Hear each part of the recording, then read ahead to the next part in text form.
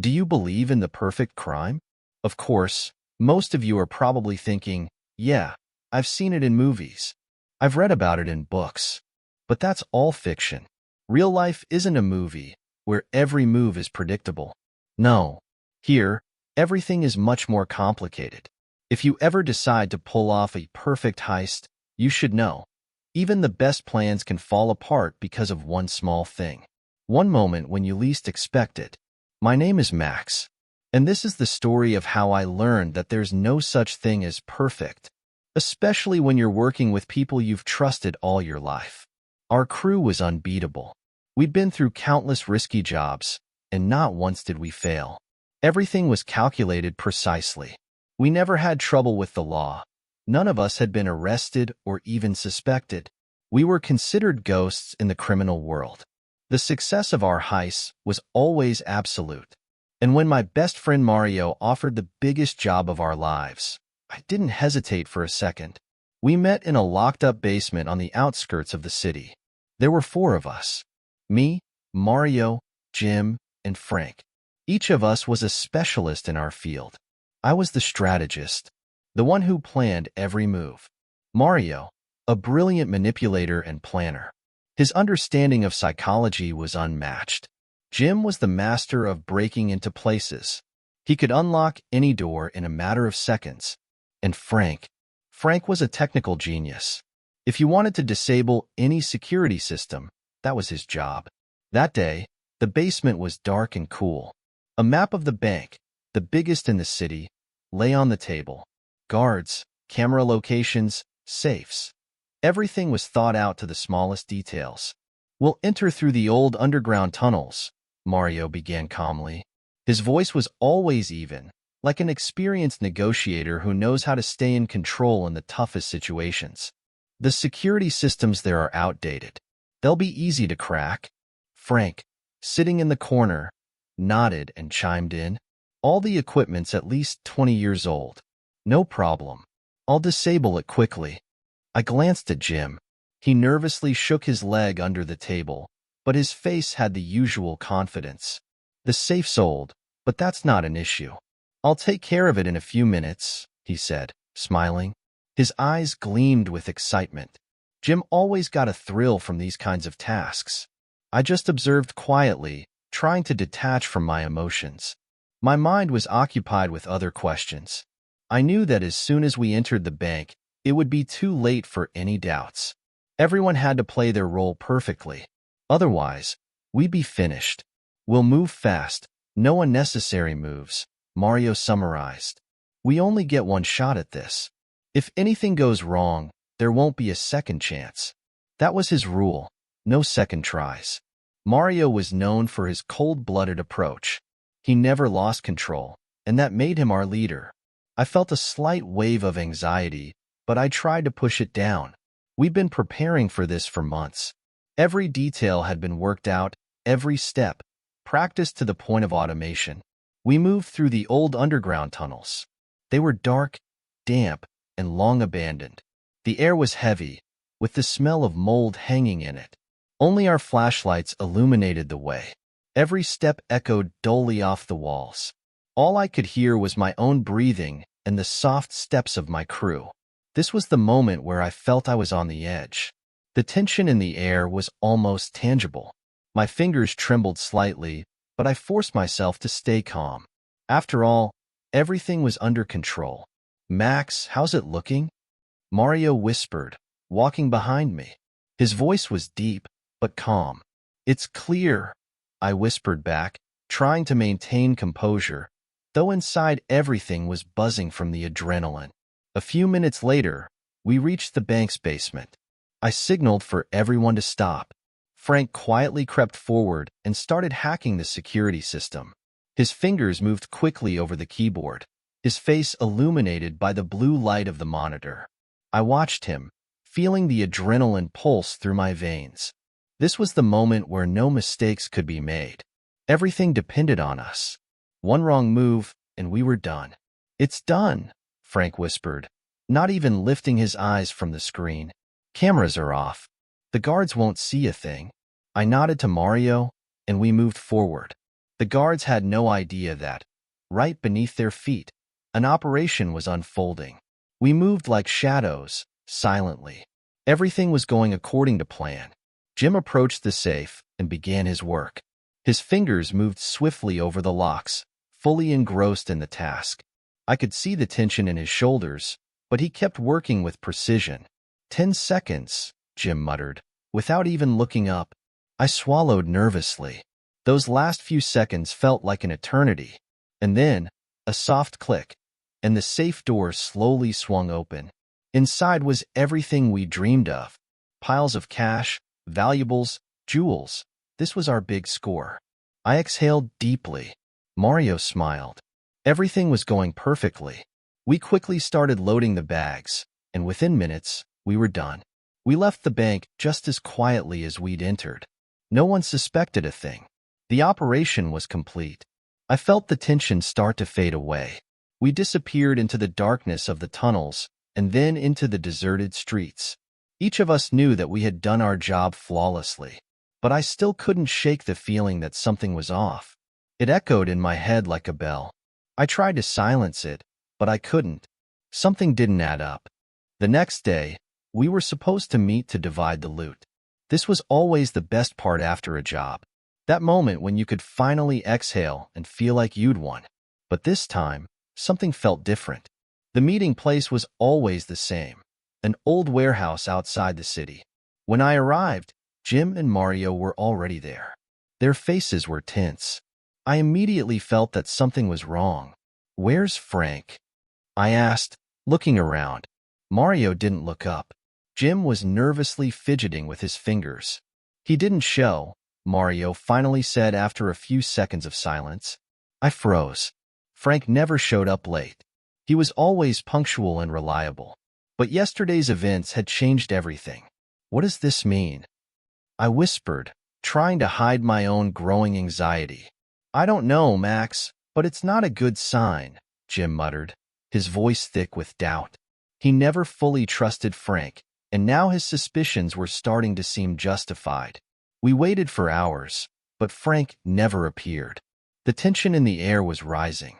I could feel distrust creeping into each of us. If it weren't for the years of working together, this tension could have torn the team apart. But now, I couldn't understand. What was really happening? "Let's find him," Jim suddenly said, standing up. His face was contorted with anger. Something went wrong. Either he's in trouble, or he betrayed us. Mario nodded silently, but I could see suspicion in his eyes. He hadn't trusted anyone but himself for a long time, and I understood him. "We need to find out the truth," Mario said coldly, his gaze hardening like ice. "If it was him, he'll pay." Those words from Mario sounded like a verdict. Frank had been our friend, but now a threat hung in the air. Trust in him was crumbling before our eyes, like a house of cards, and I began to doubt the man I had worked with for years. My mind searched for a logical explanation for all of this, but the only thought that kept circling was, could he really have set us up? We began searching for Frank. His trail had vanished as if he'd evaporated. He had always been a master at hiding, and now his skills were working against us. Every contact, every lead. No one had any information about him. My anxiety started to grow. Those few weeks felt like we were hunting a ghost. Mario became more withdrawn. He spoke less, and when he did, it was always with cold precision. Jim, on the other hand, became more agitated by the day. He was convinced that Frank had betrayed us, and that it was only a matter of time before everything collapsed. One evening, after another fruitless search, I received an unexpected message. It was the same unknown number. "I know where he is." My heart skipped a beat as I read those words. Was this finally the clue we'd been waiting for? But who could know? And why were they contacting me? I immediately called Mario. "What is it?" he answered sharply. His voice was tense. "I got a message. Someone says they know where Frank is." There was silence on the other end of the line. I could hear Mario's heavy breathing. "From who?" he finally asked. "I don't know. The number's hidden." Damn. It's a trap, Max, don't go. But I knew I couldn't stay back. Something was pulling me to check it out, even though every instinct screamed danger. I have to, I replied firmly. Mario let out a long sigh. I imagined him rubbing his temples in frustration, searching for a rational solution. All right, he said after a few seconds. But I'm coming with you. We agreed to meet near an old industrial zone outside the city. The place was perfect for an ambush: abandoned warehouses, empty buildings that hadn't seen life in years. The road there was narrow, dark, and the wind whistled through the gaps in the buildings, adding an eerie atmosphere. When I arrived, Mario was already waiting. He stood next to his car, arms crossed, his eyes darting around. His gaze gleamed with tension. "Are you sure about this?" he asked as I stepped out of the car. "No," I answered honestly, though deep down I knew we had no other choice. We began moving toward the abandoned building indicated in the message. All my senses were heightened. My heart was pounding so loudly it felt like it was echoing through the street. Each step thudded heavily in my head. The warehouse doors were half open. Darkness swallowed the space inside, leaving only faint light seeping through the broken windows. We slowly entered. I tensed every muscle, ready for the worst. "Frank!" Mario shouted, his voice echoing off the walls. But there was no response. The darkness swallowed us, and the tension grew. We ventured deeper into the building. And then I saw it. On the floor, beneath one of the windows, lay Frank. His body was motionless, his face pale. A strange feeling washed over me. It wasn't fear. It was emptiness. A void that engulfed me instantly. "Damn it, Frank!" Mario shouted, rushing toward him. I followed closely behind. My mind didn't want to believe what I was seeing. His eyes were closed, and there was blood on his clothes. He wasn't breathing. Mario touched his wrist, checking for a pulse, then turned to me. His gaze was empty, but there was a dark glimmer in his eyes. Rage. Hatred. "This wasn't just a disappearance," he said coldly, his voice trembling with fury. "He was murdered."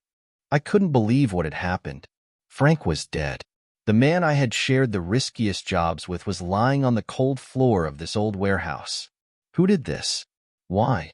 Mario immediately switched into action mode. For him, Frank's death was just another challenge. He never gave up and never let down his guard. "We need to find out who did this," he said coldly, looking at me. His voice was firm and resolute. There was no more doubt in him. Now, he had a new mission. But who could it be? I whispered, trying to gather my thoughts. Everything we knew had collapsed in a matter of minutes. My mind struggled to process this information. "We'll find them," Mario clenched his fists. "I'll start digging through every possible contact. They won't be able to hide." I tried to pull myself together. Was this a random crime? Or maybe one of us had fallen into a trap? There was no way to know for sure. But one thing was clear. Things had just become a lot more dangerous. Days passed after we found Frank's body. And then, strange signs began to appear. We noticed someone following us. Every time I left my apartment, I felt like someone was walking behind me. My moves became more cautious, and my thoughts more strained. Mario saw it too. We had become targets. This was no longer just a heist. One night, as I was heading back home, my phone buzzed again. Another anonymous message lit up the screen. "Your time is running out." I felt a chill run down my spine. It wasn't a simple warning. It was a threat. Whoever had been following us was getting closer, and now they wanted to let me know they were ready to make their move. But I wasn't going to sit and wait. I called Mario immediately. "We need to meet," I said. "This is getting out of hand. They're playing with us." There was a pause on the other end of the line before Mario finally answered. "I know. Meet me at the warehouse in an hour." When I arrived at the warehouse, something felt off. The place was too quiet, too still. I approached cautiously, my hand instinctively going to the gun hidden under my jacket. Mario was waiting inside, but he wasn't alone. There was someone else there, a man I'd never seen before. He stood behind Mario, arms crossed, looking relaxed. Too relaxed. "Who the hell is this?" I asked, My voice tense as I stepped into the dimly lit space. Mario turned to me, his face cold and unreadable. "This," Mario said, pointing to the man behind him, "is the one who's been following us." The man smirked, his eyes glinting in the low light. "Nice to finally meet you, Max." I didn't say a word, but my hand tightened on my gun. Something about this man didn't sit right with me. His calmness, his confidence, it screamed danger. "What do you want?" I asked, my voice steady despite the rising tension. The man stepped forward, a smug grin on his face. "You've been playing a game, Max. A game you didn't even realize you were a part of. Mario here," he nodded towards Mario, "has been in on it from the start." My heart skipped a beat. I turned to Mario, my mind racing. Could this be true? Mario didn't flinch. He didn't deny it. He just stood there, watching me, waiting for my reaction. "What's he talking about?" I demanded, my voice rising. Mario finally spoke, his tone eerily calm. "Max, you've always been a smart guy, but you never saw the bigger picture. This whole heist, this whole setup, it wasn't just about the money. It was about power, control. And you, my friend, were just a pawn in all of it." I couldn't believe what I was hearing. All this time, I'd thought we were partners, equals. But now it seemed like I'd been manipulated from the start. "You betrayed me," I said, the words heavy in my mouth. Mario shrugged, his face expressionless. "I did what I had to do. You would have done the same." The man behind Mario chuckled, clearly enjoying the tension in the room. "Enough of the drama," he said, stepping forward. "The question now is, what are you going to do, Max? You've been left out in the cold. You're alone. Mario's already chosen his side. Now it's time for you to make your choice." I felt the weight of my gun under my jacket, but I didn't reach for it. Not yet. My mind was racing. I had to think, had to figure out a way out of this. "Why should I trust anything you say?" I asked, narrowing my eyes at the stranger. He smiled, that same smug grin that made my skin crawl. "You don't have to trust me, but look around. Do you have any other choice?" I glanced at Mario, hoping to see some hint of doubt in his eyes. But there was none. His face was unreadable, cold. The man I had once trusted more than anyone else was gone. In his place stood a stranger. I felt my pulse quicken. My hand hovered near the gun under my jacket. Could I really do it? Could I pull the trigger and end this once and for all? The stranger took another step forward, his grin widening. "Well, Max, what's it going to be?"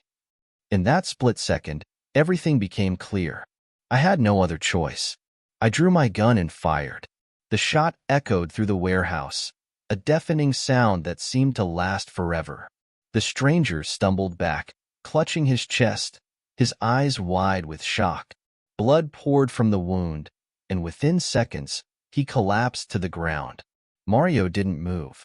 His face remained as calm and unreadable as ever. "Smart move, Max," he said quietly, "but that doesn't change anything." I kept the gun pointed at him, my hand steady. "You think I'm going to let you walk away from this?" Mario smiled faintly. "You can't kill me, Max. You know that." I didn't respond. My finger tightened on the trigger, but deep down, I knew he was right. No matter what he'd done, I couldn't bring myself to pull the trigger. Mario stepped closer, his voice low and dangerous. "You've always been predictable, Max. That's your weakness." Before I could react, he moved. His hand shot out, grabbing the barrel of my gun, and with one swift motion, he disarmed me. I staggered back, my heart pounding. Mario leveled the gun at me, his eyes cold and calculating. "This is where it ends, Max." For a moment, I thought it was over. But then, from the shadows, I heard the sound of footsteps. Another figure emerged, and my heart skipped a beat when I saw who it was. Frank. He was alive. Mario's eyes widened in shock as Frank stepped forward, a gun in his hand. "Surprised to see me, Mario?"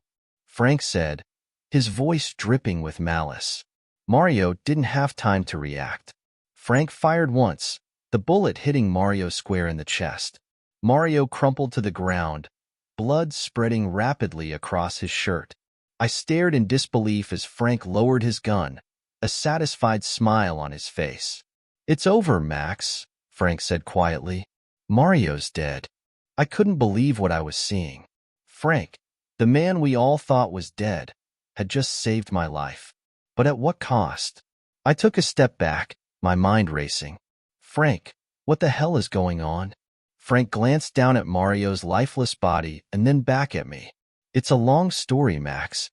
But for now, let's just say I'm not the only one who's been playing games. How do you think it all really went down? Was Mario the only mastermind? Or was Frank pulling the strings all along?" Let me know your thoughts in the comments. I'd love to hear your theories. As always, thanks for sticking with me through this crazy ride. And if you catch any mistakes or things I should fix, don't hesitate to let me know.